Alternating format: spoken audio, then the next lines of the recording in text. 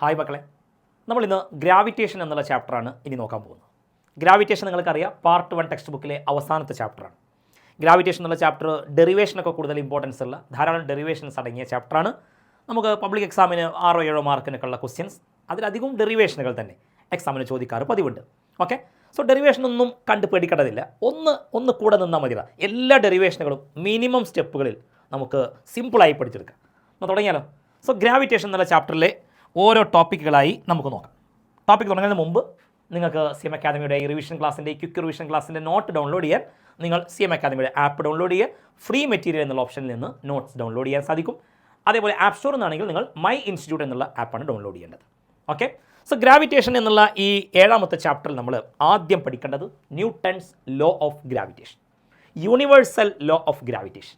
Okay, എന്താണ് universal law of gravitation? Sir Isaac ന്യൂട്ടൻ്റെ ആ ലോയിൽ പറയുന്നത് മാസ് ഉള്ള ഏത് രണ്ട് ബോഡികൾ തമ്മിലും അട്രാക്ഷൻ ഉണ്ടാവും. അതിന് ഗ്രാവിറ്റേഷണൽ അട്രാക്റ്റീവ് ഫോഴ്സ് എന്ന് പറയും. ഗ്രാവിറ്റേഷണൽ ഫോഴ്സ് മാസ് ഉള്ള ആര് തമ്മിലുണ്ടാവും.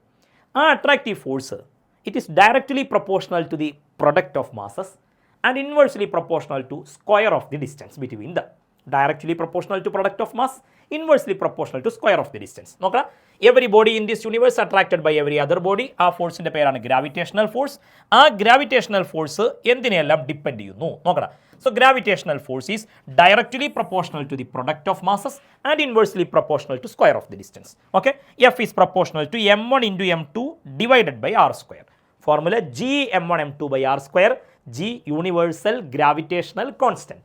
ജിൻ്റെ വാല്യൂ മറക്കരുത്, 6.67 into 10⁻⁻11 unit newton metre square kilogram ((-2). Okay, ഈ ഗ്രാവിറ്റേഷണൽ ഫോഴ്സ് വീക്കസ്റ്റ് ഫോഴ്സ് ആണ്, അതേപോലെ എപ്പോഴും അട്രാക്റ്റീവാണ്, ലോങ് റേഞ്ച് ഫോഴ്സ് ആണ്. ഇങ്ങനെയുള്ള പ്രത്യേകതകളൊക്കെ ഈ ഫോഴ്സിനുണ്ട്. ഓക്കെ, ദെൻ നെക്സ്റ്റ് ടോപ്പിക്കായി നോക്കേണ്ടത് ആക്സിലറേഷൻ ഡ്യൂ ടു ഗ്രാവിറ്റി. ഈ ചാപ്റ്ററിലെ അതിപ്രധാനമായ ടോപ്പിക്കാണ് acceleration due to gravity. Gravity എന്ന് പറഞ്ഞാൽ എർത്തിൻ്റെ അട്രാക്ഷൻ. നമ്മളൊരു കല്ല് താഴോട്ടിടുമ്പോൾ ഗ്രാവിറ്റി കാരണമാണ് ആ കല്ല് താഴോട്ട് പോകുന്നതോറും അതിൻ്റെ വെലോസിറ്റി കൂടി വരും. അപ്പോൾ ആക്സിലറേഷൻ ഉണ്ടാവും. അത് ഗ്രാവിറ്റി കാരണം ഉണ്ടാകുന്ന ആക്സിലറേഷനാണ്. ഈ ആക്സിലറേഷൻ ഡ്യൂ ടു ഗ്രാവിറ്റിയുടെ എക്സ്പ്രഷൻ ഫോർമുല, ഭൂമിയുടെ സർഫസിൽ എത്രയാണ് ജിയുടെ വാല്യൂ, സ്മോൾ ലെറ്റർ ജിയുടെ value, expression for acceleration due to gravity on the surface of earth. Okay, ശ്രദ്ധിക്കുക, ഇത് എർത്താണ്. എർത്തിൻ്റെ മാസ് ക്യാപിറ്റൽ M, എർത്തിൻ്റെ റേഡിയസ് ക്യാപിറ്റൽ R. ഡെറിവേഷൻ്റെ മാലപ്പടക്കത്തിന് തിരികൊളുത്താണ്. ഫസ്റ്റ് ഡെറിവേഷൻ ശ്രദ്ധിക്കണം. Capital M mass of earth, capital R radius of earth. എർത്തിൻ്റെ സർഫസിലൊരു ബോഡി, അതിൻ്റെ മാസ് സ്മോൾ ലെറ്റർ M. നോക്കാം, ഈ രണ്ട് ബോഡികളും തമ്മിൽ, എർത്തും ഈ ബോഡിയും തമ്മിലുള്ള gravitational force G m1 m2 capital M into small m divided by രണ്ടാളും തമ്മിലുള്ള ഡിസ്റ്റൻസ് എന്ന് പറയുമ്പോൾ അത് എർത്തിൻ്റെ റേഡിയസ് ആണ്, ആ റേഡിയസിൻ്റെ സ്ക്വയർ. ഇനി F is equal to ma എന്നല്ലേ. എ എന്ന് പറഞ്ഞാൽ ആക്സിലറേഷൻ, ഭൂമിയുടെ ആക്സിലറേഷൻ. അപ്പോൾ acceleration due to gravity. So എഫിന് പകരം mg എന്ന് എഴുതാം.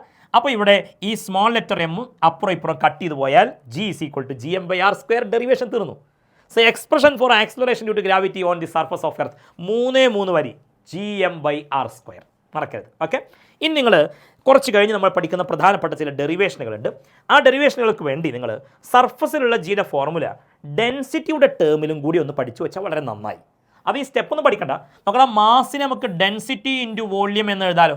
Density is equal to mass by volume. So mass is equal to density into volume. അപ്പോൾ ഈ മാസിൽ ക്യാപിറ്റൽ എമ്മിനെ ഡെൻസിറ്റി ഇൻറ്റു വോള്യം, ഭൂമിയെ ഒരു സ്ഫിയർ ആയിട്ട് കരുതിയ 4/3 πr³ അല്ലേ വോള്യം. അങ്ങനെ കൊടുക്കുമ്പോൾ സർഫസിലുള്ള ജീൻ്റെ ഫോർമുല 4/3π, അത്രയും പഠിക്കാൻ എളുപ്പമല്ലേ, 4/3π, പിന്നെ ρgr 4/3π ρ ഡെൻസിറ്റി gr. അപ്പോൾ സർഫസിലുള്ള ജീൻ്റെ വാല്യൂ ഡെറിവേഷൻ ചോദിച്ചാൽ എഴുതുക. എന്നാൽ വേറെ നമുക്ക് തുടർന്നുള്ള ഡെറിവേഷൻ സിമ്പിളാക്കാൻ സർഫസിലുള്ള ജീൻ്റെ ഫോർമുല 4/3π ρgr, അതും കൂടി ഒന്ന് പഠിച്ചു വെക്കുക. ഇനി ഈ ജിയുടെ വാല്യൂ നിങ്ങൾക്കറിയാം, ഭൂമിയുടെ സർഫസിലുള്ള ജിയുടെ വാല്യൂ 9.8 m/s² ആണ്. എന്നാൽ സർഫസിൽ നിന്ന് മേലോട്ട് പോയാലോ, അപ്പോൾ ജീൻ്റെ വാല്യൂ കുറയും. ഭൂമിയുടെ സർഫസിൽ നിന്ന് താഴോട്ട് പോയാലോ, അപ്പോഴും ജീൻ്റെ വാല്യൂ കുറയും. അപ്പോൾ ജീൻ്റെ വാല്യൂ എപ്പോഴും കോൺസ്റ്റൻ്റ് അല്ല, അതിൽ വേരിയേഷൻ ഉണ്ട്. ആ വേരിയേഷനെ കുറിച്ചാണ് അടുത്ത topic, variation in G. Okay, ആദ്യം ഭൂമിയുടെ ഷേപ്പ് കാരണം ജിയിൽ ഉണ്ടാകുന്ന വേരിയേഷൻ ആദ്യം നോക്കണം. ഭൂമിക്ക് ഒരു കറക്റ്റ് സ്ഫെറിക്കൽ ഷേപ്പ് അല്ല, ഒരു എലിപ്സോയിഡൽ ഷേപ്പാണുള്ളത്. ഈ എലിപ്സോയിഡൽ ഷേപ്പ് ആയതുകൊണ്ട് തന്നെ ഭൂമിയുടെ റേഡിയസ് എല്ലായിടത്തും സെയിം അല്ല. ഇത് ഇക്വറ്റോറിയൽ റീജിയൻ, ഇത് പോളാർ റീജിയൻ. ഇക്വറ്റോറിയൽ റീജിയനിൽ റേഡിയസ് കൂടുതലും പോളാർ റീജിയനിൽ റേഡിയസ് കുറവാണ്. ഇതല്ലേ സർഫസിലുള്ള ജിയുടെ ഫോർമുല. അവിടെ റേഡിയസ് ഇക്വറ്റോറിയൽ റീജിയനിലെ റേഡിയസ് കൂടുതലാണ്. അപ്പോൾ ഇക്വറ്റോറിയൽ റീജിയനിൽ ഡിനോമിനേറ്റർ കൂടുമ്പോൾ വാല്യൂ കുറയൂലേ. പോളാർ റീജിയനിൽ റേഡിയസ് കുറവാണ്, അപ്പോൾ ഡിനോമിനേറ്റർ കുറഞ്ഞ വാല്യൂ കൂടുതലേ. അപ്പോൾ പോളാർ റീജിയനിലെ ജി ഇക്വറ്റോറിയൽ റീജിയനേക്കാൾ കൂടുതലാണ്. ഓക്കെ, പോളാർ റീജിയനിൽ ജീൻ്റെ വാല്യൂ കൂടും. അപ്പോൾ ചോദിക്കും എക്സാമിന്, ഇക്വറ്റോറിയൽ റീജിയൻ എന്നൊരു ബോഡിയെ പോളാർ റീജിയനിലേക്ക് കൊണ്ടുപോയാൽ ജീൻ്റെ വാല്യൂ കൂടുതലല്ലേ, അപ്പോൾ വെയിറ്റും എന്ത് ചെയ്യും, കൂടും. Weight equal to mg. Okay, weight increases in poles. Okay, then വളരെ പ്രധാനപ്പെട്ടത്, അതിപ്രധാനം എന്ന് പറയാം, രണ്ട് പ്രധാനപ്പെട്ട derivations. Variation of G due to height, അതേപോലെ ഡ്യൂ ടു ഡെപ്ത്. നോക്കാം, ഹൈറ്റിനനുസരിച്ചും ഡെപ്തിനനുസരിച്ചും ജിയിലുണ്ടാകുന്ന വേരിയേഷൻ നോക്കണം. ഇത് പതിവ് പോലെ എർത്താണ്. എർത്തിൻ്റെ മാസ് m, എർത്തിൻ്റെ റേഡിയസ് r, സർഫസിൽ നിന്ന് h ഹൈറ്റിലൊരു ബോഡി ഇങ്ങനെ ഇരിക്കുന്നതായി കരുതുക. ഓക്കെ, നോക്കണം, ഭൂമിയുടെ സർഫസിലുള്ള ജീൻ്റെ ഫോർമുല gm/r².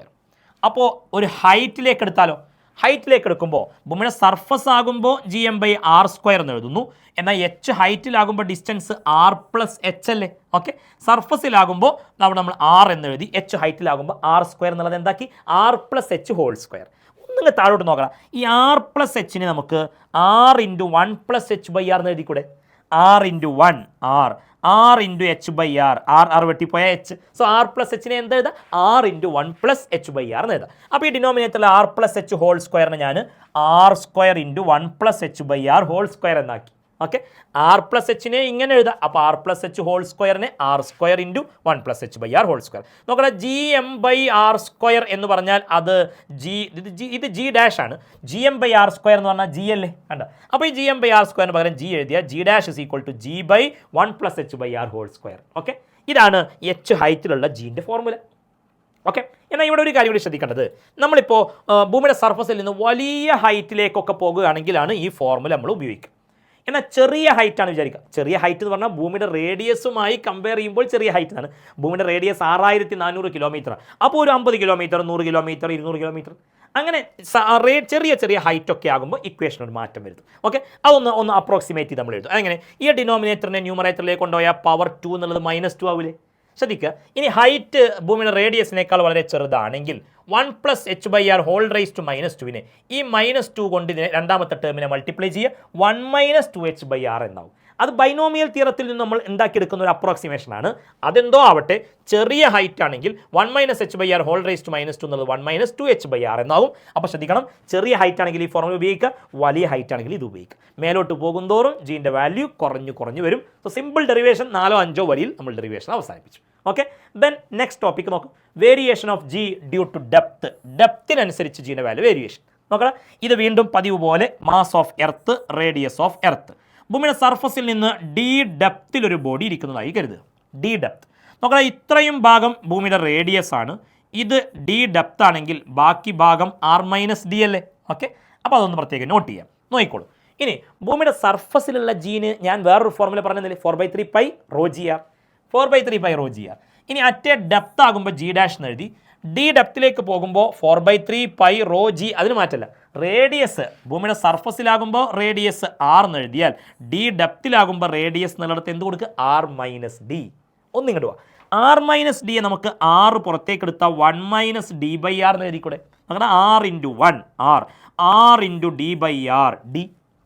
ഓക്കെ, അപ്പോൾ r-d r × 1 - d/r. അപ്പോൾ ഈ r-d r × 1 - d/r നോക്കണം. ഇത് 4/3π ρgr അല്ലേ, അപ്പോൾ അത് g അല്ലേ. So g dash is equal to g × 1 - d/r. 4 വരിയിൽ നമ്മൾ ഡെപ്തിലുള്ള ജീൻ്റെ വേരിയേഷൻ്റെ ഡെറിവേഷൻ അവസാനിപ്പിച്ചു. ശ്രദ്ധിക്കണം, ഡെപ്തിലേക്ക് പോകുന്തോറും ജീൻ്റെ വാല്യൂ കുറഞ്ഞു വരും. അങ്ങനെ ഭൂമിയുടെ സെൻറ്ററിലെത്തിയാലോ, ഭൂമിയുടെ സെൻറ്ററിലെത്തുമ്പോൾ ഡെപ്ത് എന്ന് പറയുന്നത് റേഡിയസിന് ഈക്വലായി. ഭൂമിയുടെ സെൻറ്ററിലെത്തുമ്പോൾ ജീൻ്റെ value 0. Okay, so variation due to height, variation due to depth, ഈ കാര്യങ്ങളാണ് അവസാനിപ്പിച്ചത്. ഇനി ഇവിടെ ഈ ഹൈറ്റിൻ്റെയും ഡെപ്തിൻ്റെയും വേരിയേഷൻ്റെ ഗ്രാഫ് ചിലപ്പോൾ എക്സാമിന് ചോദിക്കാറുണ്ട്. ആ ഗ്രാഫ് ചോദിച്ചു കഴിഞ്ഞാൽ മക്കൾ ഇങ്ങനെ വരയ്ക്കുക. ഇത് ആക്സലറേഷൻ ഡ്യൂ ടു ഗ്രാവിറ്റി, ഇത് ഹൈറ്റ് അല്ലെങ്കിൽ ഡെപ്ത്, ഓക്കെ, ഡിസ്റ്റൻസ് എന്ന് വേണമെങ്കിൽ പറയാം. അങ്ങനെയെങ്കിൽ ഗ്രാഫിൻ്റെ ഷേപ്പ് ഈ രൂപത്തിൽ ഇങ്ങനെ വരക്കണം. നോക്കിക്കോളൂ, ഗ്രാഫിൻ്റെ ഷേപ്പ് വരയ്ക്കുമ്പോൾ ഈ രൂപത്തിൽ വരയ്ക്കുക. ഇത് ഭൂമിയുടെ സർഫസിലുള്ള ജീൻ്റെ വാല്യൂ ആണ്, അത് 9.8 ആണ്. ഇത് ഡെപ്തിലുണ്ടാകുന്ന ജീൻ്റെ വേരിയേഷൻ്റെ ഗ്രാഫാണെങ്കിൽ ഇത് ഹൈറ്റിനനുസരിച്ചുള്ള ജീൻ്റെ വേരിയേഷൻ കാണിക്കുന്ന ഗ്രാഫാണ്. ഡെപ്തിൻ്റെ വേരിയേഷൻ കാണിക്കുമ്പോൾ സ്ട്രെയിറ്റ് ലൈൻ വരയ്ക്കുക, ഹൈറ്റിൻ്റെ ആകുമ്പോൾ കർവായി കാണിക്കും. ഓക്കെ, സർഫസിലാകുമ്പോൾ ജീൻ്റെ വാല്യൂ 9.8 ആണ്. Okay, so variation of G എന്നുള്ള ഭാഗം അവസാനിപ്പിച്ചുകൊണ്ട് ഇവിടുന്ന് എക്സാമിന് പ്രോബ്ലംസിനും ചോദിക്കാറുണ്ട്. ഹൈറ്റിൻ്റെ ഡെപ്തിൻ്റെ ഓരോ പ്രോബ്ലം നോക്കണം. At what height h will the value of g be half of that on the surface of earth? ഭൂമിയുടെ സർഫസിലുള്ള ജീൻ്റെ വാല്യൂ 9.8. മേലോട്ട് പോകുന്തോറും കുറയും. എത്ര ഹൈറ്റിലേക്ക് എത്തുമ്പോഴാണ് സർഫസിലുള്ളതിൻ്റെ പകുതിയാകുക? സർഫസിലുള്ളതിൻ്റെ പകുതി ആകുന്നത് എത്ര ഹൈറ്റിലേക്ക് എത്തുമ്പോഴാണ്?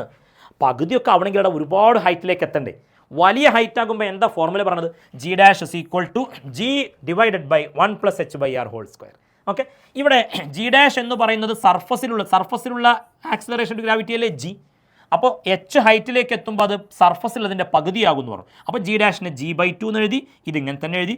ജി കട്ട് ചെയ്ത് പോയി. അപ്പോൾ 1/2, ഇത് 1/1 + h/r². റെസിപ്രോക്കൽ എടുത്താൽ 1/h/r² ഇസ് ഈക്വൽ ടു, ഇവിടുത്തെ റെസിപ്രോക്കൽ 2 ആണ്. ഈ സ്ക്വയർ അങ്ങോട്ട് പോകുമ്പോൾ റൂട്ടാവും. 1 + h/r ഇസ് ഈക്വൽ ടു √2. അങ്ങനെ h/r ഇസ് ഈക്വൽ ടു ഈ 1 അങ്ങോട്ട് പോട്ടെ. അപ്പോൾ √2 - 1, √2ൻ്റെ വാല്യൂ 1.414, അതിന് -1 ചെയ്യുമ്പോൾ 0.414. So h is equal to ഈ r അങ്ങോട്ട് പോകുമ്പോൾ ഇൻറ്റു r ആവും. റേഡിയസ് ഓഫ് എർത്ത് 6400 കിലോമീറ്റർ തന്നു. അപ്പോൾ answer will be 2650 kilometres. Okay, then ഡെപ്തിലേക്ക് പോകുമ്പോൾ ജിയിലുണ്ടാകുന്ന വേരിയേഷനുമായി ബന്ധപ്പെട്ട പ്രോബ്ലം നോക്ക്. What is the value of acceleration due to gravity at a depth 250 kilometre? 250 kilometre താഴ്ചയിൽ എത്രയായിരിക്കും acceleration due to gravity? G dash is equal to G into 1 - d/r. Depth 250 kilometre, 6400 kilometre താഴെ. അങ്ങനെ വരുമ്പോൾ മൈനസ് ചെയ്ത് കഴിഞ്ഞാൽ answer 9.42 m/s² എന്ന് കിട്ടും. So variation of G എന്നുള്ള വളരെ പ്രധാനപ്പെട്ട ടോപ്പിക്കാണ് നമ്മളിവിടെ പറഞ്ഞ് അവസാനിപ്പിച്ചത്. ദെൻ ചാപ്റ്ററിൻ്റെ അടുത്ത സെക്ഷനിലേക്ക് വരുമ്പോൾ gravitational potential energy. Okay, gravitational potential എനർജിയെ യു എന്ന ലെറ്ററിലാണ് സൂചിപ്പിക്കുക. നമ്മൾ വർക്ക് എനർജി പവർ എന്നുള്ള ചാപ്റ്ററിൽ പഠിച്ചു കാണും. ഗ്രാവിറ്റേഷണൽ പൊട്ടൻഷ്യൽ എനർജിയുടെ ഡെഫിനിഷൻ ചോദിച്ചാൽ നിങ്ങൾ എഴുതണം. It is the work done to bring a body from infinity to the present position. അതായത് നോക്കണം, work done to bring a body of mass M from infinity to its present position. ഇപ്പോൾ എവിടെയാണോ body ഉള്ളത് അവിടേക്ക് infinity എന്ന് കൊണ്ടുവരാനുള്ള വർക്കാണ് potential energy. Definition പഠിച്ചു വെക്കുക. ഇനി ഗ്രാവിറ്റേഷണൽ പൊട്ടൻഷ്യൽ എനർജിയുടെ ഫോർമുല പഠിക്കുക.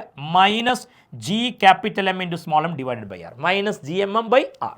ഓക്കെ, നോക്കണം, ഇത് എം മാസുള്ള ബോഡി, എർത്ത് തന്നെ വേണമെന്നില്ല, ഏത് ബോഡിയും ആവാം. ആ ബോഡിയുടെ സെൻറ്ററിൽ നിന്ന് വേറൊരു ബോഡി സ്മോൾ ലെറ്റർ എം, ആ സെൻറ്ററിൽ നിന്നുള്ള ഡിസ്റ്റൻസ് r ആണ്. ഈ രണ്ട് ബോഡികൾ തമ്മിൽ centre to centre distance small letter r ആണ്. അങ്ങനെയെങ്കിൽ ഈ രണ്ട് ബോഡികൾക്ക് ഈ എം എന്ന മാസുള്ള ഈ വലിയ ബോഡിയുടെ ഫീൽഡിലാണ് ചെറിയ ബോഡി ഉള്ളത്. അപ്പോൾ ഈ ബോഡിക്ക് പൊട്ടൻഷ്യൽ എനർജി ഉണ്ടാകും എന്നാണ്. എങ്ങനെ ഡെറിവേഷൻ? വളരെ കുറഞ്ഞ തവണ എക്സാമിന് ചോദിച്ചിട്ടുള്ളൂ. ചോദിച്ചാൽ സിമ്പിളായിട്ട് എഴുതണം. പൊട്ടൻഷ്യൽ എനർജി കാണാൻ പറഞ്ഞാൽ വർക്ക് ഡൺ കണ്ടാൽ മതി. വർക്ക് ഡൺ കാണാൻ ഇൻ്റഗ്രൽ f/dx. f.s അല്ല, ഇൻ്റഗ്രൽ f/dx. അത് വേരിയബിൾ ഫോഴ്സ് ഒക്കെ ആയതുകൊണ്ടാണ്. അതെന്തോ ആവട്ടെ, ഇൻ്റഗ്രൽ f/dx. എഫ് എന്ന് പറയുമ്പോൾ GMM/r². GMM divided by r² ആണ് എഫ്. പിന്നെ dx അറിയുമ്പോൾ സ്മോൾ ഡിസ്പ്ലേസ്മെൻ്റ് ആണ്. ഡിസ്റ്റൻസിനെ r എന്ന് എടുക്കുമ്പോൾ dxന് പകരം dr. ഓക്കെ, ദെൻ ഈ ഇൻ്റഗ്രേറ്റ് ചെയ്യുമ്പോൾ കോൺസ്റ്റൻ്റ് ഒക്കെ പുറത്തേക്ക്. ആരെ കോൺസ്റ്റൻറ്റ്? ജിയും എമ്മും കോൺസ്റ്റൻ്റ് ആണ്. അപ്പോൾ പിന്നെ 1/r² dr മാത്രം. Integral 1/r² dr. എന്നിട്ട് നേരെ ഫോർമുല എങ്ങനെ എഴുതിയാൽ മതി. ഇൻ്റഗ്രൽ 1/r² dr ചെയ്താൽ -1/r എന്നാണ് ആൻസർ. സോ ഡെറിവേഷൻ തീർന്നു. -GMM/r. Gravitational potential energy. Gravitational potential energy നെഗറ്റീവാണ്, മറക്കരുത്. അത് ഈ അട്രാക്റ്റീവ് നേച്ചറിനെ സൂചിപ്പിക്കുന്നു. എന്നാൽ എക്സാമിന് ചിലപ്പോൾ ചോദിക്കും ഗ്രാവിറ്റേഷണൽ പൊട്ടൻഷ്യൽ എന്താണ്? ഗ്രാവിറ്റേഷണൽ പൊട്ടൻഷ്യലിനെ വി എന്ന ലെറ്ററിൽ എഴുതുക. എന്താ gravitational potential? Work done to bring a unit mass from infinity to the present position. ഒരു ബോഡിയെ ഇൻഫിനിറ്റിയിൽ നിന്ന് അവൻ്റെ ഇപ്പോഴത്തെ പൊസിഷനിലേക്ക് കൊണ്ടുവരാനുള്ള വർക്കാണ് പൊട്ടൻഷ്യൽ എനർജി.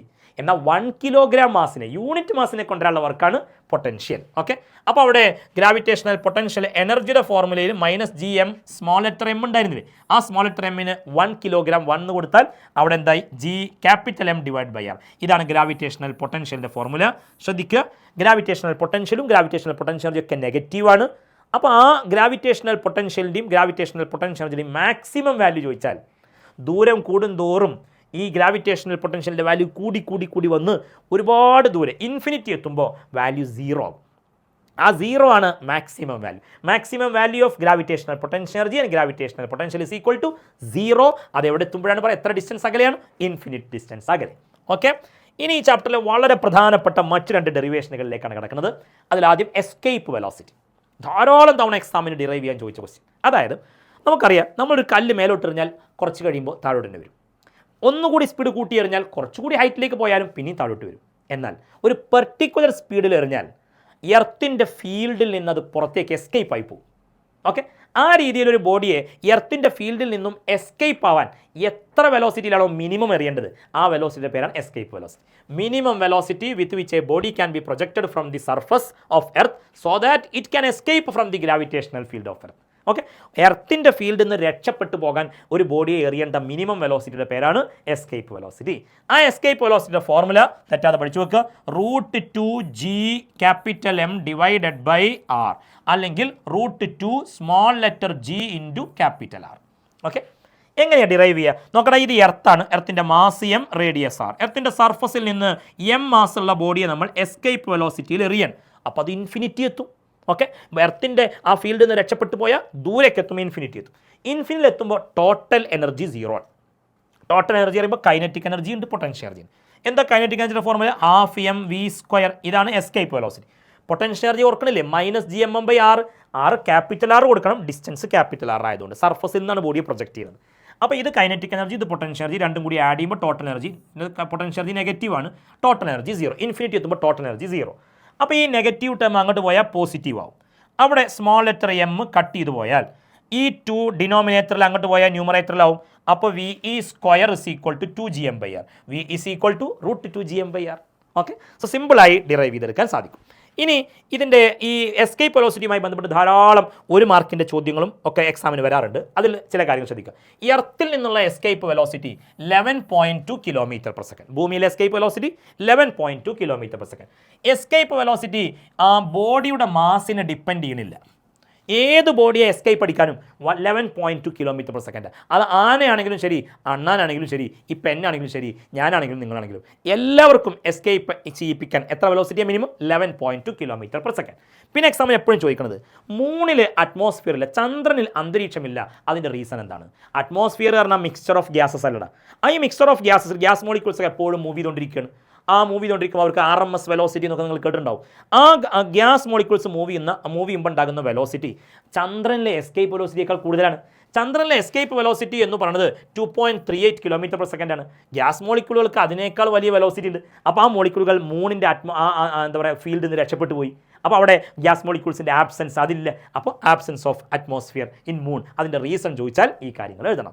എസ്കേപ്പ് വെലോസിറ്റിക്ക് ശേഷം നമ്മൾ നേരെ പോകുന്നത് ഓർബിറ്റൽ വെലോസിറ്റിയിലേക്കാണ്. എന്താണ് ഈ ഓർബിറ്റൽ വെലോസിറ്റി? നമുക്കറിയാം, ഭൂമി ഉൾപ്പെടെ ധാരാളം പ്ലാനറ്റുകൾ നമ്മൾ കേട്ടിട്ടുണ്ട്. പ്ലാനറ്റുകൾക്ക് ചുറ്റും കറങ്ങുന്നവരാണ് സാറ്റലൈറ്റുകൾ. സാറ്റലൈറ്റുകൾ കറങ്ങുന്ന പാത്തിനെ അതിൻ്റെ ഓർബിറ്റ് എന്ന് പറയും. പ്ലാനറ്റിനെ ചുറ്റി സാറ്റലൈറ്റുകൾ റിവോൾവ് ചെയ്യുമ്പോൾ ആ സാറ്റലൈറ്റുകളുടെ ഓർബിറ്റിൽ അവരുടെ വെലോസിറ്റിയാണ് orbital velocity. So it is the velocity with which a satellite revolves. Satellite revolve ചെയ്യുന്ന velocity around a planet. Okay, ഈ ഓർബിറ്റൽ വെലോസിറ്റിയുടെ ഫോർമുല √gm/r. തെറ്റത്, എസ്കേപ്പ് വെലോസിറ്റി √2gm/R ആയിരുന്നു. ഇത് √gm/r, സ്മോൾ ലെറ്റർ ആർ. നോക്കാം, ഇത് എർത്താണ്. എർത്തിൻ്റെ മാസ് M, എർത്തിൻ്റെ റേഡിയസ് R. എർത്തിൻ്റെ സർഫസിൽ നിന്ന് h ഹൈറ്റിൽ ഒരു ഒരു സാറ്റലൈറ്റ്, M മാസുള്ള സാറ്റലൈറ്റ് ഇങ്ങനെ റിവോൾവ് ചെയ്യുക. അപ്പോൾ സാറ്റലൈറ്റ് കറങ്ങുന്ന ആ സർക്കുലർ പാത്തിൻ്റെ റേഡിയസ് സ്മോൾ ലെറ്റർ R എന്ന് എടുക്കാം. സ്മോൾ ലെറ്റർ R എന്ന് പറഞ്ഞാൽ R + h ആണ്, മറക്കരുത്. ഇനി നോക്ക്, സർക്കുലർ പാത്തിൽ കറങ്ങണമെങ്കിൽ സെൻട്രിപെറ്റൽ ഫോഴ്സ് വേണ്ടേ? സെൻറ്ററിലേക്ക് ഫോഴ്സ് വേണം. ഈ സാറ്റലൈറ്റിന് ഈ പ്ലാനറ്റിൻ്റെ സെൻറ്ററിൽ, സർക്കുലർ പാത്തിൻ്റെ സെൻറ്ററിലേക്ക് ഫോഴ്സ് വേണം. ഉണ്ടല്ലോ, ഈ പ്ലാനറ്റും സാറ്റലൈറ്റും തമ്മിൽ ഗ്രാവിറ്റേഷണൽ ഫോഴ്സ് ഇല്ലേ? അപ്പോൾ സെൻട്രിപെറ്റൽ ഫോഴ്സായി ആക്ട് ചെയ്യുന്നത് ഗ്രാവിറ്റേഷണൽ ഫോഴ്സ്, Fc = mg. എന്താ സെൻട്രിപെറ്റൽ ഫോഴ്സിൻ്റെ ഫോർമുല മറന്നോ? mv²/r. Gravitational force Gmm/r². അപ്പോൾ r കട്ട് ചെയ്തു, m കട്ട് ചെയ്തു. So v² = gm/r. v √2gm/r. 3 വരി. v √2gm/r. Small letter r പറഞ്ഞാൽ R + h ആണ്. ശ്രദ്ധിക്കേണ്ടത്, ഈ സാറ്റലൈറ്റ് പ്ലാനറ്റിനോട് അടുത്താണെങ്കിൽ, അഥവാ ചെറിയ ഹൈറ്റിലാണ് കറങ്ങണമെങ്കിൽ, നിയർ സാറ്റലൈറ്റ് ആണെങ്കിൽ അവിടെ R + h പകരം h വളരെ ചെറുതാകുമ്പോൾ ആ h നെഗ്ലക്ട് ചെയ്ത് r എന്ന് മാത്രം എഴുതും. അപ്പോൾ h വളരെ ചെറുതാണെങ്കിൽ, നിയർ സാറ്റലൈറ്റ് ആണെങ്കിൽ ഓർബിറ്റൽ വെലോസിറ്റി √gm/r എന്ന് എഴുതും. നോക്കട്ടെ, √2gm/r അല്ലേ എസ്കേപ്പ് വെലോസിറ്റി. അപ്പോൾ എസ്കേപ്പ് വെലോസിറ്റിയും ഓർബിറ്റൽ വെലോസിറ്റിയും തമ്മിലുള്ള റിലേഷൻ എന്താ പറയുക? Escape velocity = √2 × orbital velocity. അത് നിയർ സാറ്റലൈറ്റുകളുടെ കേസിൽ. ഓക്കെ, അപ്പോൾ √2 × ഓർബിറ്റൽ വെലോസിറ്റി നിയർ സാറ്റലൈറ്റുകളുടെ കേസിലാണ് നമ്മളിവിടെ എഴുതിയത്. ഓക്കെ, സോ എസ്കേപ്പ് വെലോസിറ്റിയും ഓർബിറ്റൽ വെലോസിറ്റിയും നോക്കിക്കഴിഞ്ഞാൽ ഒരു കാര്യം കൂടി പറയണം. ഓർബിറ്റൽ വെലോസിറ്റി സാറ്റലൈറ്റിൻ്റെ മാസിനെ ഡിപ്പെൻഡ് ചെയ്യുന്നുണ്ടോ? ഇല്ല, സാറ്റലൈറ്റിൻ്റെ മാസിനെ ഡിപ്പെൻഡ് ചെയ്യണേ ഇല്ല. അപ്പോൾ ഏത് മാസുള്ള സാറ്റലൈറ്റ് ആണെങ്കിലും ഓർബിറ്റൽ വെലോസിറ്റി സെയിം ആയിരിക്കും. പിന്നെ ഈ ഹൈറ്റ് ഇങ്ങനെ കൂടുന്തോറും, സ്മോൾ ലെറ്റർ r എന്നുള്ള ഡിസ്റ്റൻസ് കൂടുന്തോറും ഓർബിറ്റൽ വെലോസിറ്റി ഇങ്ങനെ കുറഞ്ഞു വരും. ഓക്കെ, ദെൻ അടുത്ത ഒരു ഡെറിവേഷൻ നോക്കാം, ടൈം പീരീഡ് ഓഫ് സാറ്റലൈറ്റ്. ഇത് കൂടുതൽ തവണയൊന്നും എക്സാമിന് ചോദിച്ച് കണ്ടിട്ടില്ല, എന്നാലും ചോദിക്കുകയാണെങ്കിൽ സിമ്പിളായിട്ട് നമുക്ക് എഴുതാൻ പറ്റണം. ടൈം പീരീഡ് എന്ന് പറഞ്ഞാൽ ഈ നേരത്തെ ചെയ്ത അതേ ഡയഗ്രാം, ഈ സാറ്റലൈറ്റുകൾ ഈ പ്ലാനറ്റിനെ ചുറ്റി കറങ്ങാൻ ഒരു തവണ കറങ്ങാൻ എടുക്കുന്ന സമയം, അതാണ് time period. Time taken four 1 revolution. അതിൻ്റെ ഫോർമുല 2π√r³ എന്നാണ്. എങ്ങനെയാണ് ടൈം കാണുന്നത്? നിങ്ങൾക്ക് സ്പീഡ് കാണാനുള്ള ഫോർമുല അറിയില്ലേ? Speed is equal to distance by time. So time is equal to distance by speed. ഒരു തവണ കറങ്ങാടുക്കുന്ന ടൈമാണ് ടൈം പീരീഡ്. ഒരു തവണ കറങ്ങുമ്പോൾ എത്ര ഡിസ്റ്റൻസാണ് കവർ ചെയ്യുക? ഒരു തവണ കറങ്ങുമ്പോൾ ഒരു സർക്കിളിൻ്റെ പെരിമീറ്റർ എത്ര? 2πr divided by orbital velocity √gm/r. Okay, reciprocal എടുത്ത് മൾട്ടിപ്ലൈ ചെയ്താൽ √r/gm എന്നാവും. ഈ ആറും √r രണ്ടും ഒരുമിച്ച് വരുമ്പോൾ നോക്കാം, ആറിന് നമുക്ക് √r² എന്ന് എഴുതിക്കൂടെ? അപ്പോൾ ഈ ആറിന് √r², ഇതിനെ √r, അപ്പോൾ r³. റൂട്ടിനകത്ത് r³ താഴെ gm, അത്രേ ഉള്ളൂ. So 2π × √r³/gm. മറക്കരുത്, r³ എന്ന് പറഞ്ഞാൽ സ്മോൾ ലെറ്റർ r എന്ന് പറഞ്ഞാൽ r+h ആണ് എന്ന് മറക്കരുത്, r+h. ഓക്കെ, ശരി. അവിടെയൊക്കെ ചെറിയ നിയർ സാറ്റലൈറ്റ് ആണെങ്കിൽ എച്ചിന് ഒഴിവാക്കിയിട്ട് r എന്ന രീതിയിലും എഴുതാം. ടൈം പീരീഡ് കഴിഞ്ഞാൽ അടുത്തത് എനർജി ഓഫ് സാറ്റലൈറ്റ്. സാറ്റലൈറ്റുകളുടെ എനർജി, സാറ്റലൈറ്റുകളുടെ kinetic energy, potential energy, total energy. Kinetic energy കാണുമ്പോൾ 12mv², v orbital velocity √gm/r. അപ്പോൾ അതിന് സ്ക്വയർ ചെയ്താൽ റൂട്ട് പോകും, അപ്പോൾ gm/r. അപ്പോൾ capital G capital M small m divided by 2r. ഇതാണ് കൈനറ്റിക് എനർജി. പൊട്ടൻഷ്യൽ എനർജി പിന്നെ നേരത്തെ പഠിച്ചു, ഡിറൈവ് ചെയ്ത് പഠിച്ചു, -gmm/r. ടോട്ടൽ എനർജി കാണുമ്പോൾ രണ്ടും കൂടി ആഡ് ചെയ്യുമ്പോൾ രണ്ടിലും കോമൺ ആയി gmm/r ഉണ്ട്. പിന്നെ ബ്രാക്കറ്റിൽ ഇവിടെ 1/2 ഉണ്ട്, അതേപോലെ അപ്പുറത്ത് -1. 1/2 -1 എന്ന് പറയുമ്പോൾ -1/2. അപ്പോൾ ടോട്ടൽ എനർജി -gmm/2r. കണ്ട എല്ലാം ഒരുപോലെ, ചെറിയ ചെറിയ വ്യത്യാസം. നോക്കണം, ടോട്ടൽ എനർജി കാണാൻ കൈനറ്റിക് എനർജിക്ക് ഒരു മൈനസ് സൈൻ ഇട്ടാൽ പോരെ? കൈനറ്റിക് എനർജിക്ക് ഒരു മൈനസ് സൈൻ ഇട്ടാൽ ടോട്ടൽ എനർജി, സിമ്പിളായിട്ട് പഠിക്കും. പിന്നെ പൊട്ടൻഷ്യൽ എനർജിയെ /2 ചെയ്താൽ, പൊട്ടൻഷ്യൽ എനർജിയുടെ ഡിനോമിനേറ്ററിൽ ഒരു 2 ഇട്ട് കൊടുത്താൽ ടോട്ടൽ എനർജി ആയില്ലേ? So total energy is the negative of kinetic energy. Total energy is equal to potential energy /2. ശ്രദ്ധിക്കണം, ടോട്ടൽ എനർജി നെഗറ്റീവാണ്. സാറ്റലൈറ്റുകളുടെ ടോട്ടൽ എനർജി നെഗറ്റീവാണ്. അതിനർത്ഥം സാറ്റലൈറ്റും പ്ലാനറ്റും തമ്മിൽ അതൊരു ബൗണ്ട് സിസ്റ്റമാണ്, അട്രാക്റ്റീവ് നേച്ചറാണ് അവർ തമ്മിലുള്ളത് എന്നതാണ് ഇത് സൂചിപ്പിക്കുന്നത്. ഓക്കെ, സോ ഈ ചാപ്റ്ററിൻ്റെ അവസാന ടോപ്പിക്കിലേക്ക് വരികയാണ് നമ്മൾ, Kepler's laws of planetary motion. Okay, orbital വെലോസിറ്റിക്ക് ശേഷം നമ്മൾ കെപ്ലേഴ്സ് ലോ.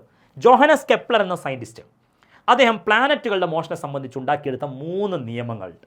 ഓക്കെ, ആ നിയമങ്ങളാണ് ഇത് ടെക്സ്റ്റ് ബുക്കിൽ തുടക്കത്തിലാണ് കൊടുത്തത്, ഞാൻ അവസാനത്തിലേക്ക് മാറ്റിയിരിക്കുകയാണ്. Kepler's law. First law of orbit. എല്ലാ ലോകളുടെയും സ്റ്റേറ്റ്മെൻറ്റ് വൃത്തിക്ക് പഠിക്കും. എന്താ ലോ ഓഫ് ഓർബിറ്റ്? സണ്ണിനെ ചുറ്റി പ്ലാനറ്റുകൾ കറങ്ങുന്നത് സർക്കുലർ പാത്തിലാണ് എന്നായിരുന്നു മുൻപുണ്ടായിരുന്ന ധാരണ. അങ്ങനെയല്ല, എലിപ്റ്റിക്കൽ പാത്തിലാണ്. എലിപ്സ് മാത്സിൽ പഠിച്ചില്ലേ, എലിപ്സ്. അപ്പോൾ പ്ലാനറ്റുകൾ സണ്ണിനെ ചുറ്റി കറങ്ങുന്നത് എലിപ്റ്റിക്കൽ പാത്തിലാണ്. എലിപ്സിന് 2 ഫോക്കസുകൾ ഉണ്ടെന്ന് കേട്ടിട്ടുണ്ടോ?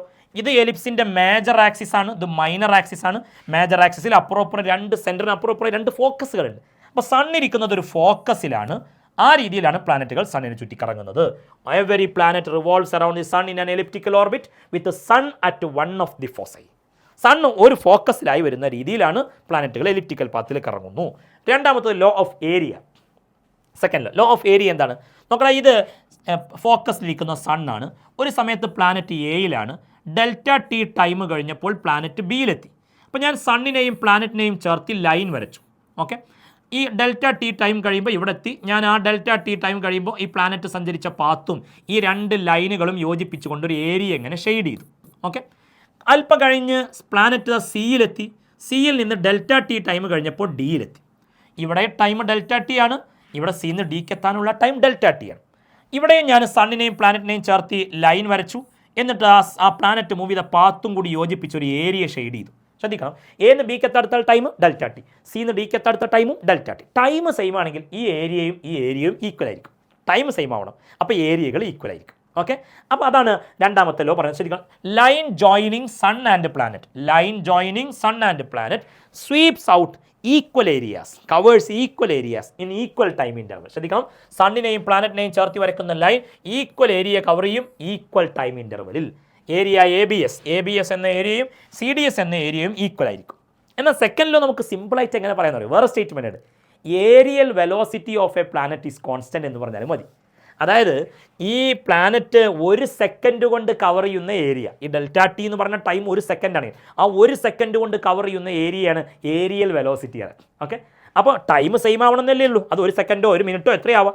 1 സെക്കൻഡ് കൊണ്ട് കവർ ചെയ്യുന്ന ഏരിയയാണ് ഏരിയൽ വെലോസിറ്റി. അപ്പോൾ areal velocity of a planet is constant എന്ന് പറഞ്ഞാൽ മതി. ഏരിയൽ വെലോസിറ്റി നമ്മൾ delta A by delta T എന്നാണ് എഴുതുക. ഏരിയൽ വെലോസിറ്റി കാണാനുള്ള formula area by time delta A by delta T. അപ്പോൾ delta A by delta T equals constant.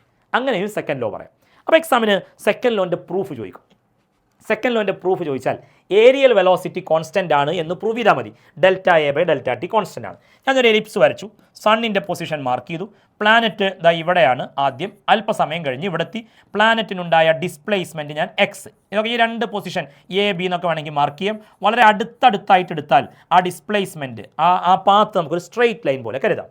അപ്പോൾ പ്ലാനറ്റും സണ്ണും ചേർത്ത് ലൈൻ വരച്ചാൽ നമുക്ക് ആ ഏരിയ കാണുമ്പോൾ അതൊരു ട്രയാങ്കുലർ ഏരിയയ്ക്ക് എടുക്കാം. സോ ഏരിയ ഡെൽറ്റ എ അല്ലെങ്കിൽ എ എന്ന് എഴുതിയാൽ മതി. ട്രയാങ്കിളിൻ്റെ ഏരിയ ഹാഫ് ബി എച്ച് അല്ലേ.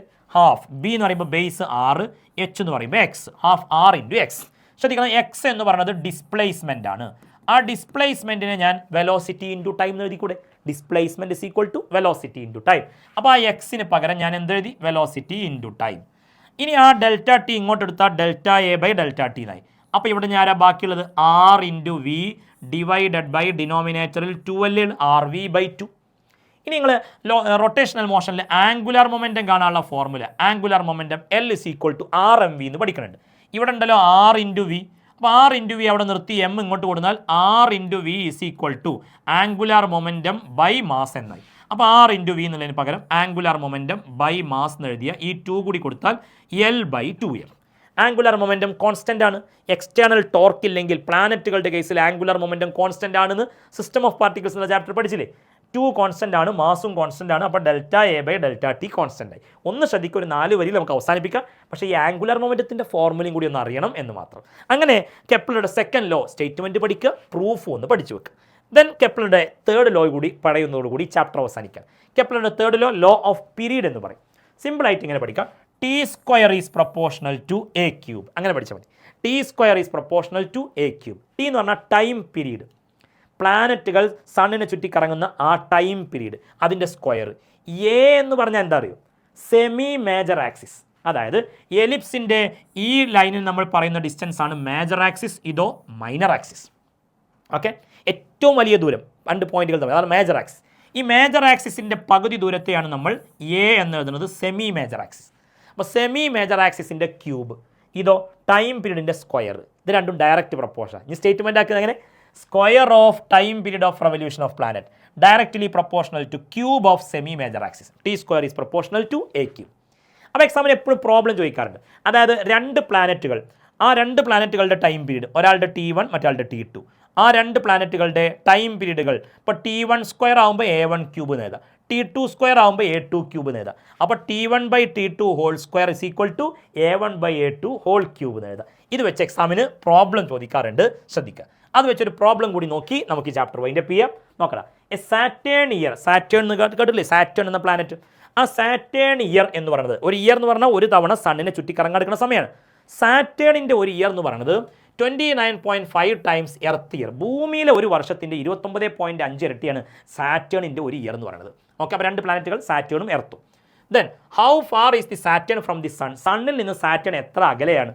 ഓക്കെ, ആ എർത്ത് എത്ര അകലെയാണ്? If the sun is 1.5 × 10⁹ kilometre away from sun, away from earth. ഭൂമിയിൽ നിന്ന് സൂര്യനിലേക്കുള്ള ദൂരം ഇത്രയാണെങ്കിൽ അതേപോലെ സൂര്യനിൽ നിന്ന് സാറ്റേണിലേക്കുള്ള ദൂരം എത്ര? ഇവിടെ ശ്രദ്ധിക്കേണ്ടത്, സണ്ണിൽ നിന്ന് ഈ പ്ലാനറ്റിലേക്കുള്ള ദൂരമായി നമ്മൾ ഈ എ എന്ന ദൂരത്തെ കൺസിഡർ ചെയ്യണം. ശരിക്കും എ എന്നുള്ളത് സണ്ണിൽ നിന്ന് പ്ലാനറ്റിലേക്കുള്ള ദൂരമല്ല, എ സെമി മേജർ ആക്സിസാണ്. അപ്പോൾ നമ്മൾ സർക്കുലർ ട്രാക്ക് പോലെയൊക്കെ കരുതുക, എലിപ്റ്റിക്കൽ പാത്തിന് പകരം സർക്കിൾ എന്നൊക്കെ കരുതിയാൽ ആ സർക്കിളിൻ്റെ സെൻട്രലായി സണ്ണിനെ സങ്കല്പിച്ചാൽ ആ സണ്ണിൽ നിന്ന് പ്ലാനറ്റിലേക്കുള്ള ദൂരം നമുക്കതിനെ സെമി മേജർ ആക്സിസ് പോലെ കരുതാം. അപ്പോൾ എ എന്നത് സണ്ണിൽ നിന്ന് പ്ലാനറ്റിലേക്കുള്ള ദൂരമായി വേണം കരുതാൻ.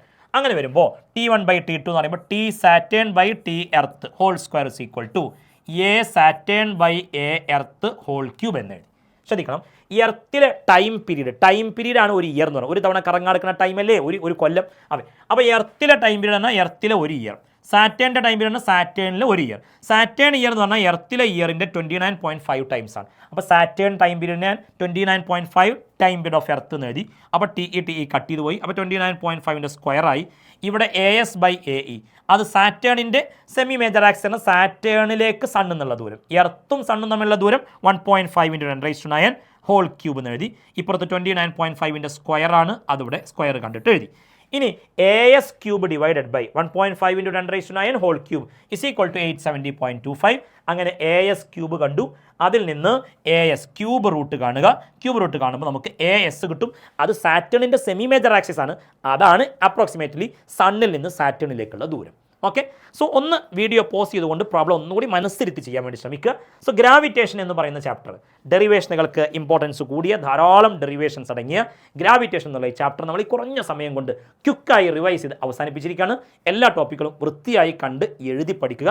നമുക്ക് ഈ ചാപ്റ്ററിൽ നിന്ന് ചോദിക്കുന്ന മുഴുവൻ ചോദ്യങ്ങൾക്കും ആൻസർ ചെയ്യാൻ ഈ വീഡിയോ ഉപകരിക്കട്ടെ എന്ന് ആശംസിച്ചുകൊണ്ട് അവസാനിപ്പിക്കുന്നു. Thank you all.